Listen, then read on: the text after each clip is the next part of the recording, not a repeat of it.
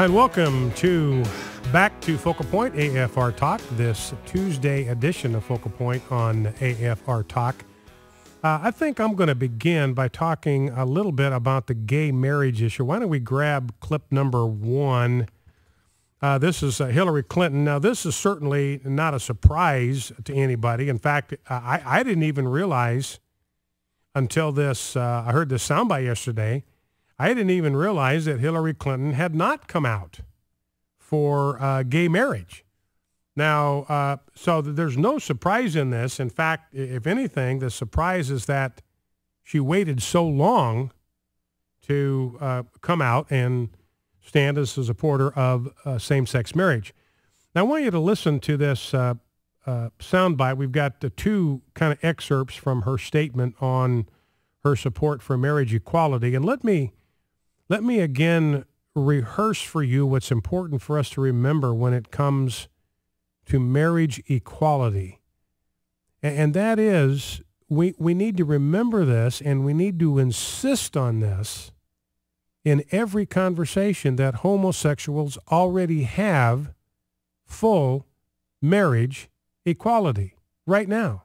As we speak, as you and I are talking right now, every homosexual in the United States of America has full marriage equality, because the marriage laws apply equally to them as they do to everybody else. They can get married on exactly the same basis, the fully equal basis as anybody else in America. They can get married right now in all 50 states to one non-relative adult member of the opposite sex. That's true right now. They already have full marriage equality. So this whole business about marriage equality it's just bogus. It's sleight of hand. It's not even true, because they're not asking for equality. They are actually insisting on inequality. What they are actually pressing for is inequality, because they want a special carve-out for them that's not available to other people who are engaged in equally non-normative sexual behavior.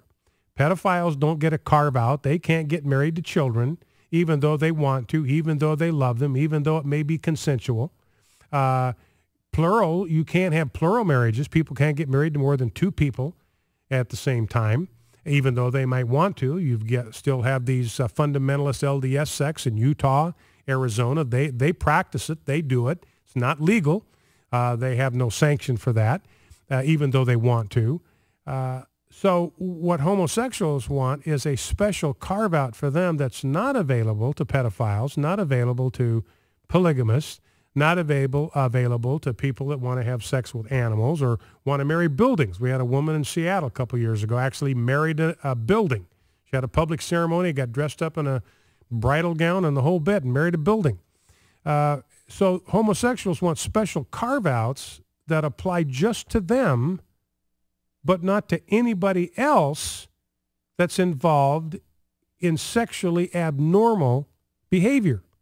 So they're pressing for inequality, not for equality. Now, you'll hear Hillary Clinton use the term freedom and dignity, making the argument that we ought to be for freedom and dignity of every human being. Now, we certainly should be. Nobody disagrees with that. Everybody's for that. Who could argue with that? Everybody's for freedom and for dignity. But the question is what this person wants, is it good for their freedom? Does it really represent freedom for them, or does it represent bondage? And does it enhance their dignity, or does it diminish their personhood and their humanity?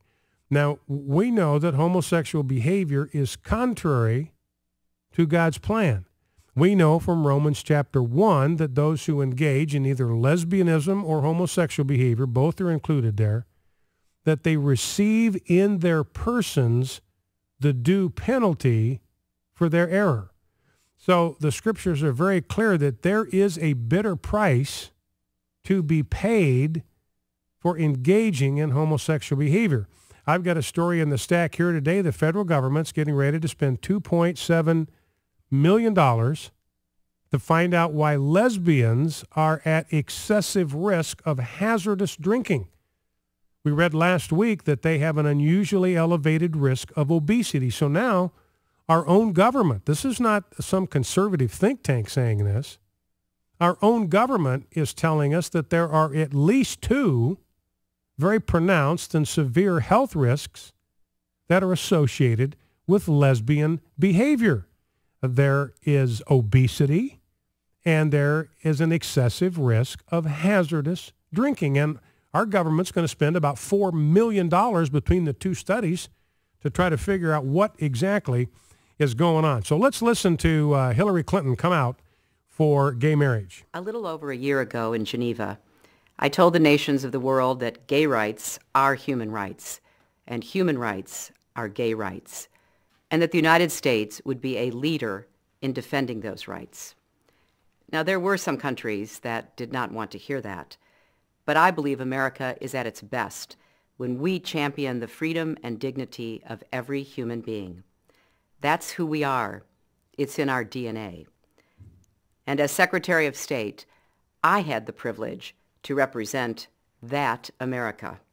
LGBT Americans are our colleagues, our teachers, our soldiers, our friends, our loved ones.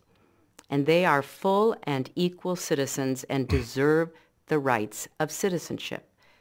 That includes marriage.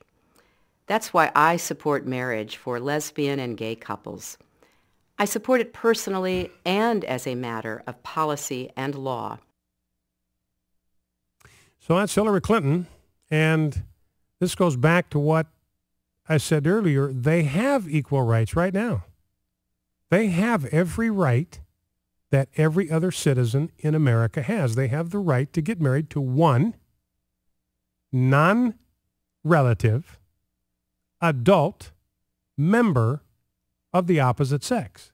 Marriage has never, ever been an unrestricted right. They have exactly the same right, no more, no less than anybody else in America. Now, Reince Priebus, this is clip number 2. The GOP has been kind of fumbling all over itself to try to figure out how to improve their dismal performance from 2012. They've come out with this 100-page piece of pandering dreck.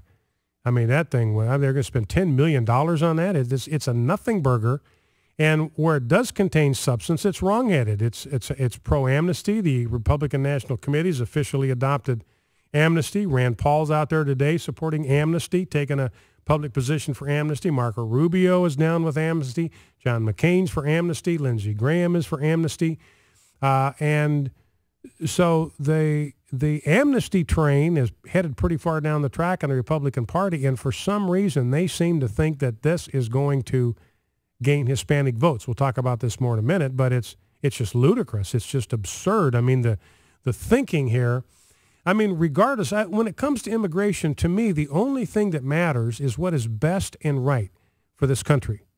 What is in accordance with the rule of law and what is best for America. That's the only thing that matters to me. I do not care if there's political advantage for Democrats or Republicans in immigration policy. I just want it to be right. I want it to be fair, and I want it to be in the best interest of the United States of America. If it winds up benefiting one party or another, then that's fine. I don't care about that. It's like redistricting. I just think redistricting in order to give minorities a leg up in choosing a representative, I think it's horrible because people are elected to represent everybody, all races, all creeds, all colors. So you just draw logical demographic boundaries and then let people elect who they want to represent you. There's these gerrymandered districts that look like salamanders just in order to guarantee that a person of a certain skin color gets elected. That's horrible. To me, that's just racism. And that's not what America's about. So I don't care who is affected.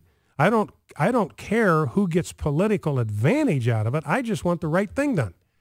And that's true in the immigration issue.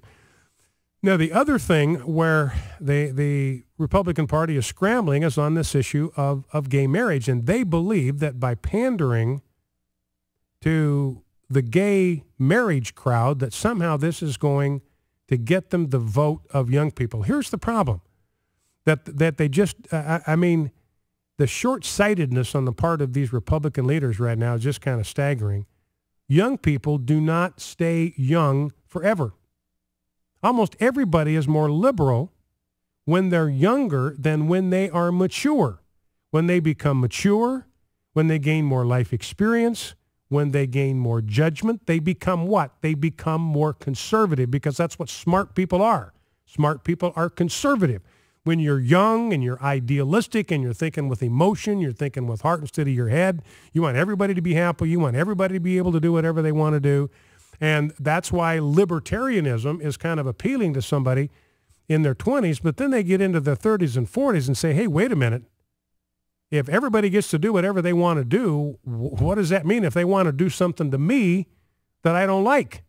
Because I've built my whole worldview, hey, whatever floats your boat, knock yourself out. Well, what happens if they start doing stuff that I don't like and it starts affecting me? Well, then all of a sudden I'm not as libertarian as I thought I was, and then it could be too late. So my point is, young people don't stay young forever.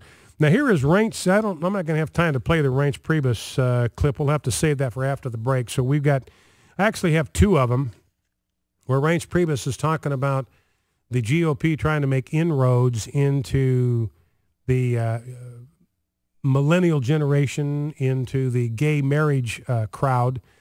And we've got two of them, again, both having to do with the same deal. And so this is where the Republicans, I believe, are making what could wind up being absolutely fatal decisions here for the party. I predicted back in October that if the Republicans lost in November, if they lost the election with Mitt Romney, that the Republican Party was finished, that it would fracture, it would break apart. And I believe we're watching that happen. I've got a Mark Levin clip. We'll play that after the break as well.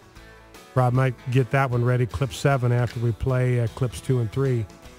But I believe we're in the process of watching the implosion of the Republican Party. Now, this is not bad. Please do not misunderstand me. This is messy, but it is not bad, because something stronger, better, and purer could come out of this. Focal Point AFR Talk.